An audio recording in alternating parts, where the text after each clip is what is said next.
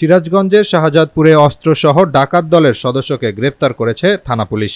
গতকাল মঙ্গলবার রাত ১টার দিকে গোপন সংবাদের ভিত্তিতে শাহজাদপুর থানার অফিসার ইনচার্জ সবুজ রানার নেতৃত্বে একটি চৌকস টিম শাহজাদপুর পৌর সদরের দারিয়াপুর উত্তরপাড়া গ্রামে অভিযান চালিয়ে মামুন প্রামাণিককে একটি দেশীয় ওয়ান শুটার গান সহ আটক করে থানায় নিয়ে যায়। এ ঘটনায় শাহজাদপুর থানায় একটি মামলা দায়ের হয়েছে। জানা যায়, আটককৃত মামুন প্রামাণিক উল্লাপাড়া উপজেলার লাহিড়ী মোহনপুর গ্রামের পর্বত প্রামাণিকের পুত্র। সে শাহজাদপুর দারিয়াপুর উত্তরপাড়ার বাবুল শেখের বাড়িতে ভাড়া থাকত।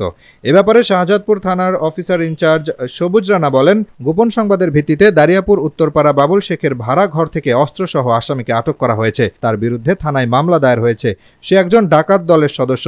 সিবিএমএস যাচাই করে তার বিরুদ্ধে মাদক, চুরি, অস্ত্র, দস্যুতা, ডাকাতি সহ একাধিক মামলা আছে বলে জানা গেছে। থানা পুলিশ টিম অভিযান পরিচালনা করে তাকে আমরা ধৃত করে তার ঘরে ঢুকে এবং সে তার স্বয়ং ঘরে খাটের নিচে তোষকের নিচে ফ্রিতে একটি দেশীয় অংশটা উদ্ধার করি। আমরা জব্দ তালিকা প্রস্তুত করি এবং তার বিরুদ্ধে